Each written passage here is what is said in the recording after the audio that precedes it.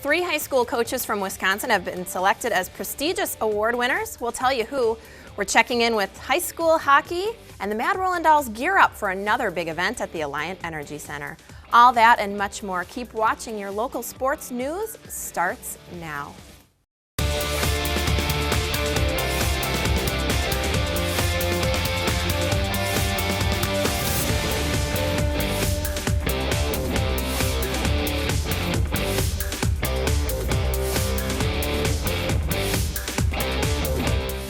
Welcome back to the Sports News. I'm Jessa Jeremiah, and here are your local headlines.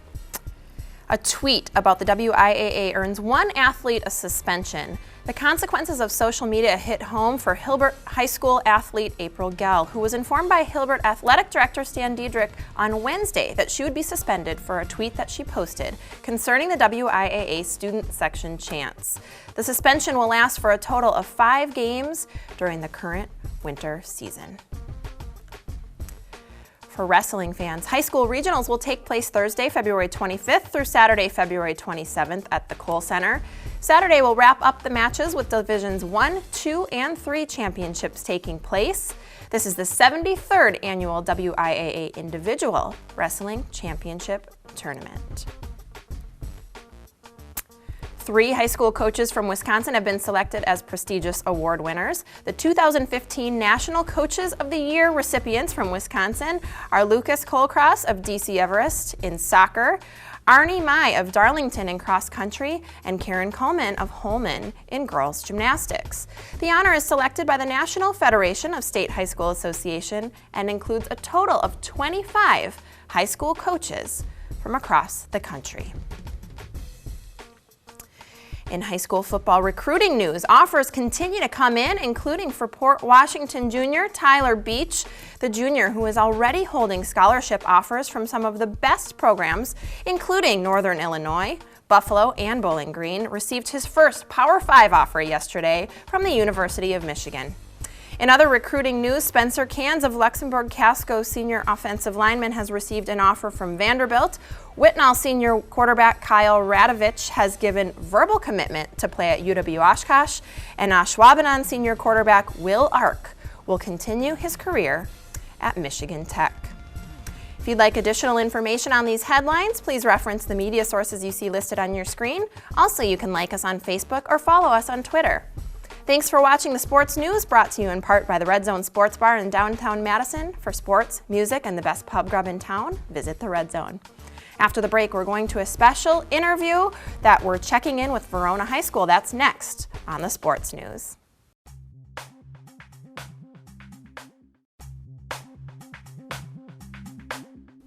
Welcome back to the Sports News. I'm Jessa Jeremiah. Earlier this week, we caught up with Verona High School, and here's that report. Joining us now for our Verona High School hockey report, we've got head coach Joel Marshall and Josh Novotny, who's a captain for the hockey team. How are you guys doing today? Pretty good. Yeah, thanks for having us.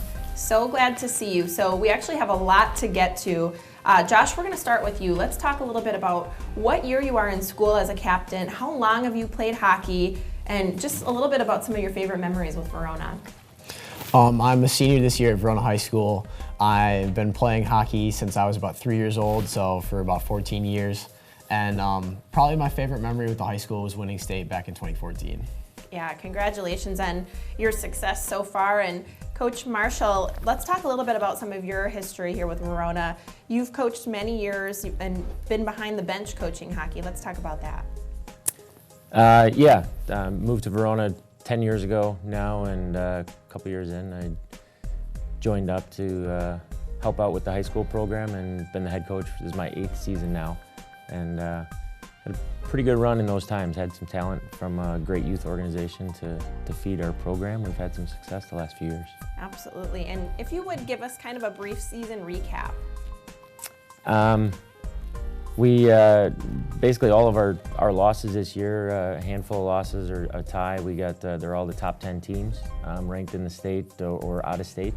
So we're kind of winning against the local teams at this point. So hopefully we can continue that trend and be able to beat the top ranked teams when it counts. in postseason. Absolutely. And I want to talk a little bit about some of the high school teams versus there's actually a AAA travel team, or there's several of these teams.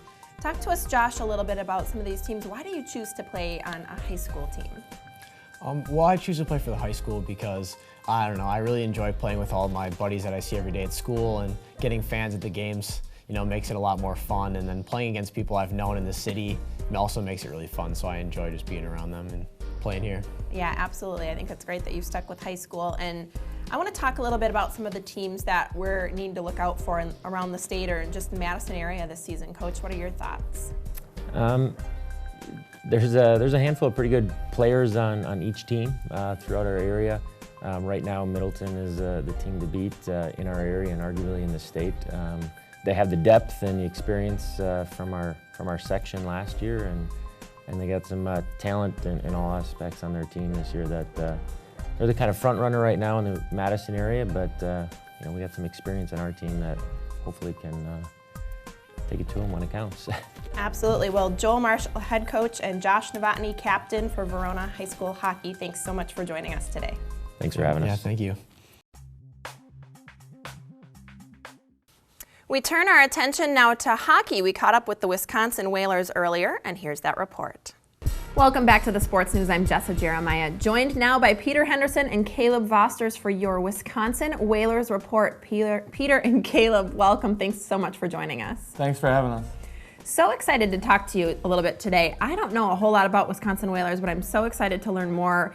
Tell folks at home, if they're not familiar, where does your team play out of? And talk to us a little bit about your coach. We play at Oregon Ice Arena in Oregon, Wisconsin. And our coach, Tom McDermott, he's been around the game for a long time, and he's had a lot of coaching experience and really knows everything to do with hockey and how to be a good role model for us players. Absolutely. So that's obviously what you're wanting out of your leader. And tell me a little bit about junior hockey now. Junior hockey, well, hockey's different than any other sport. After high school, instead of going straight to college, players go play juniors and then go to college. It's like a stepping stone in between. Okay, perfect. And now you're both players, so talk to me about what positions you both play and kind of how you got started. I'm a forward. I've played for 17 years, and my father played in college, and he was a forward as well, so kind of just grew up in the family and just stuck it out as a forward. There you go. It's in the family line. Yep. I'm a defenseman, and I started playing hockey because basketball was too soft, and I got in trouble. I love that answer. That's great. And you're here in Wisconsin. What a perfect fit. Where do most of the players come from? Now, where is this group gathering from? I'm from Illinois, but we have a lot of players from around Wisconsin, Minnesota, Iowa. We have a few. We have one kid from Europe. He's from Sweden, our goalie.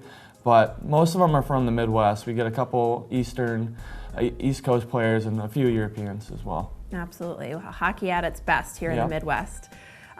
Before we go, tell us about your upcoming games, and for folks who are interested in getting involved in future games, where do they go? Well, this Friday we play at 7:30 at Oregon Ice Arena, and I believe Saturday's at 7 o'clock. Okay. And if you want to find out future games, you can just go to www.wisconsinwhalers.com. You can find any game time there. All right, so a couple games coming up this weekend. Go to wisconsinwhalers.com to find out more about future games. Peter and Caleb, thank you so much for joining us. Thank you for having us.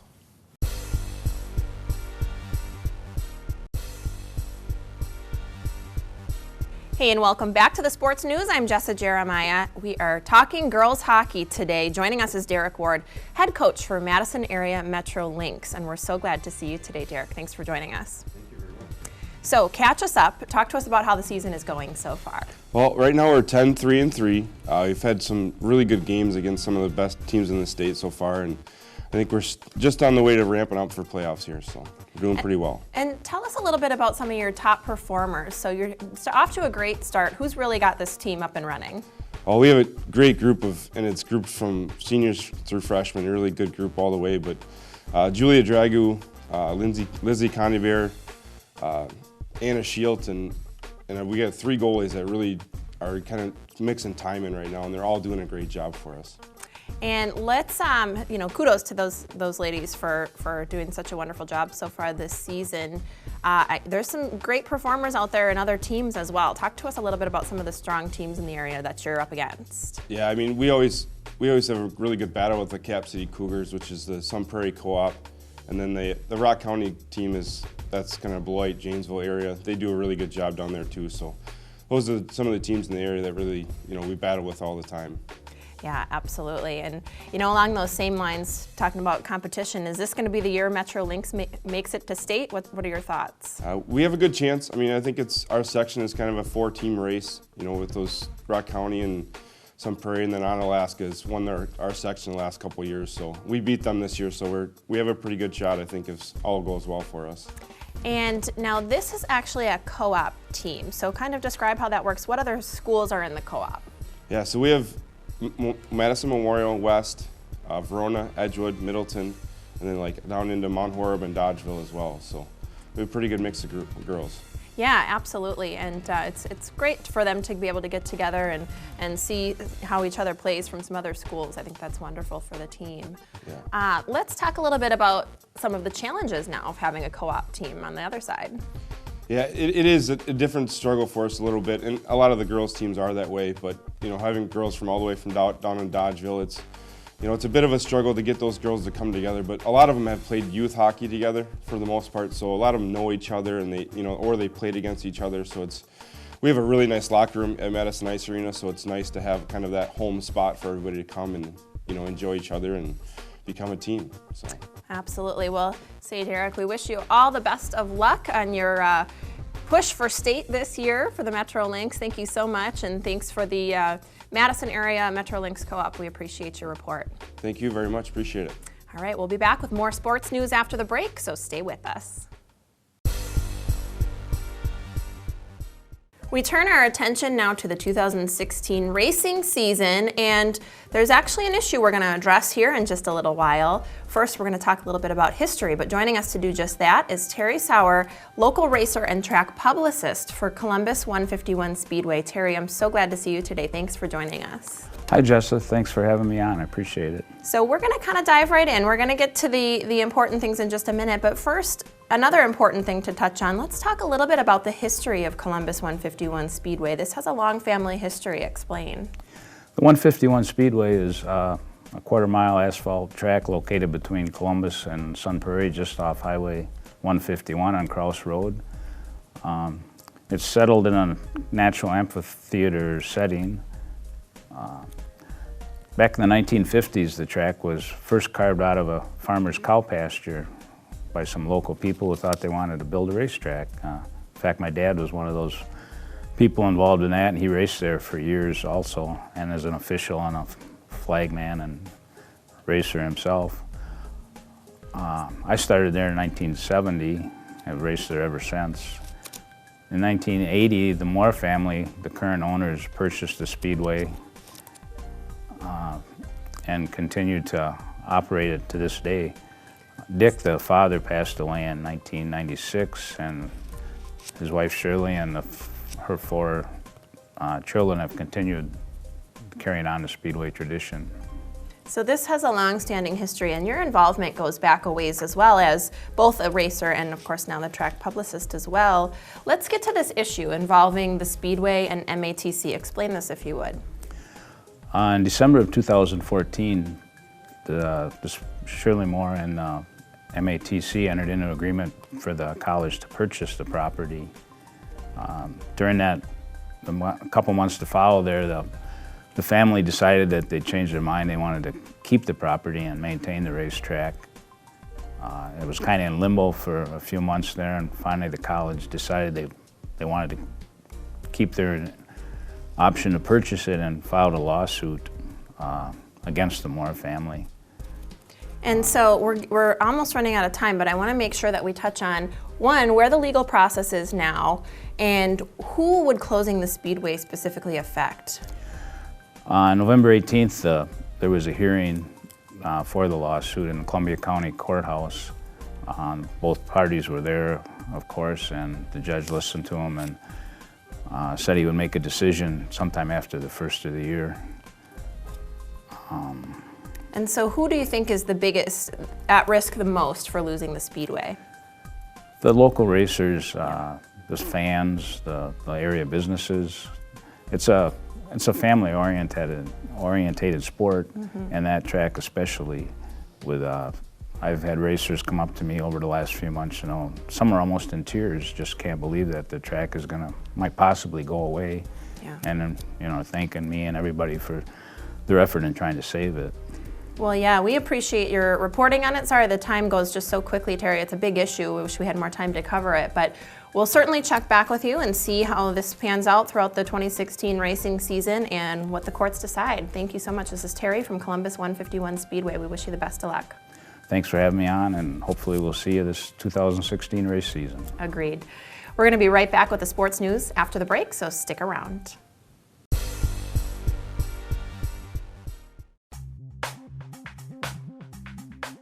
Welcome back to the sports news. Here to talk hockey is Eric Olson, head coach of the Waunakee Warrior hockey team. And Eric is joined by Jacob, Blake, and Jim. And we're so glad to see all of you. Thanks so much for piling in here this morning. We appreciate it. Thanks for having us. Glad to have you. So we've heard this term before, the Warrior Way.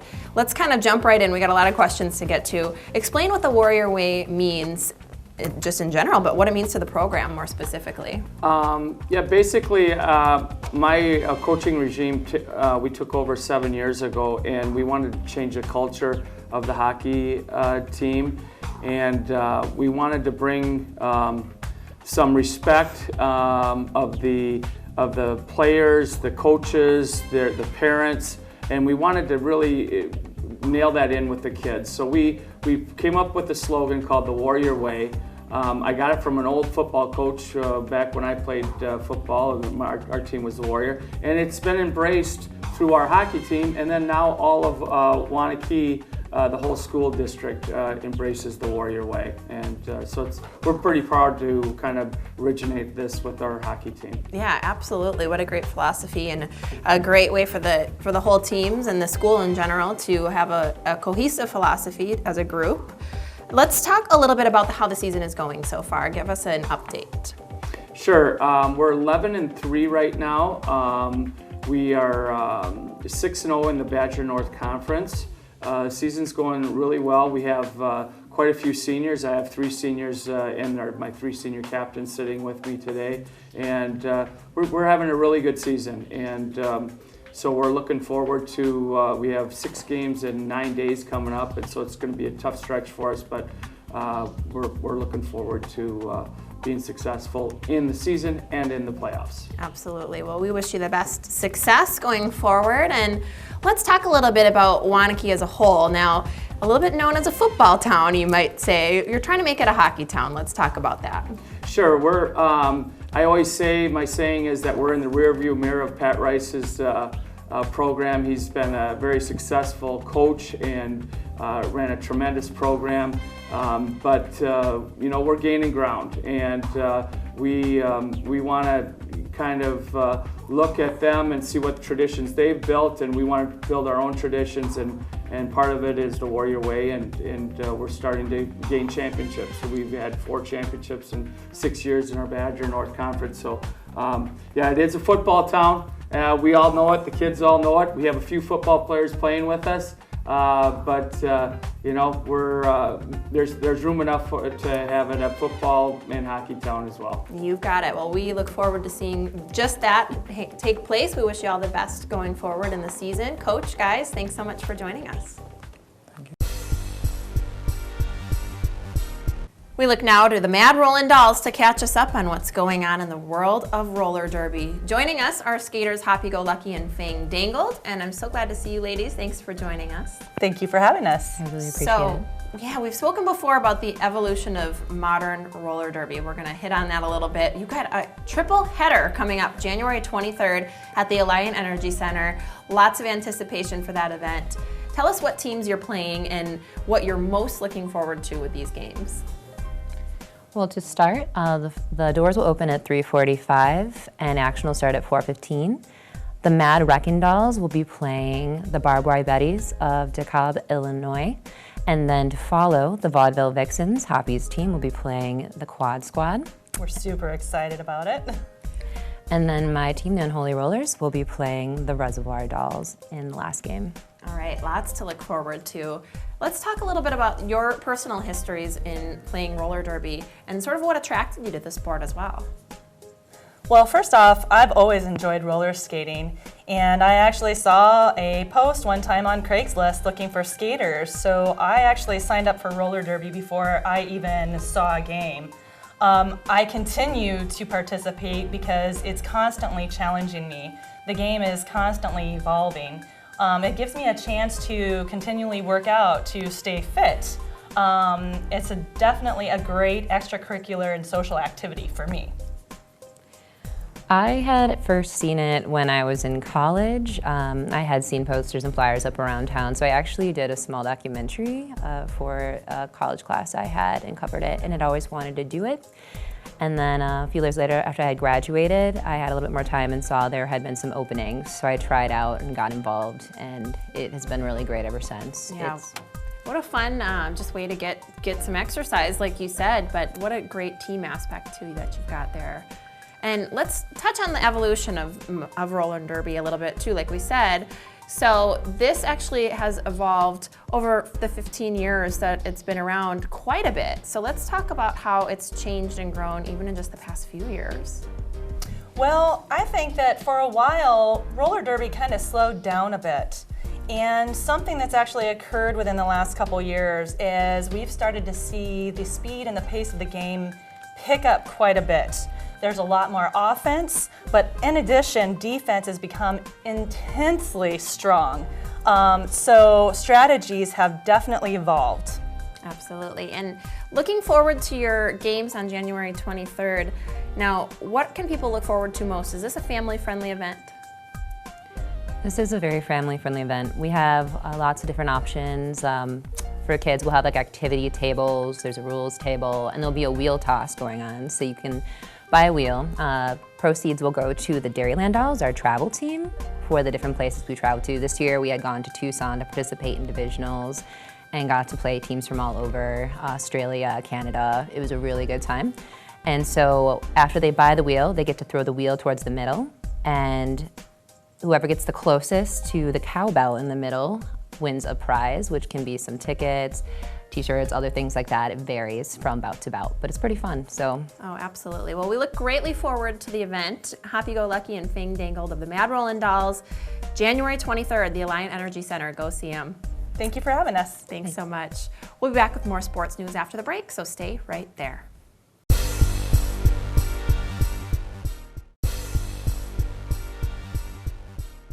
I'd like to thank the many guests for your sports news reports, and a very special thank you to the Red Zone Sports Bar in downtown Madison for sports, music, and the best pub grub in town. Visit the Red Zone.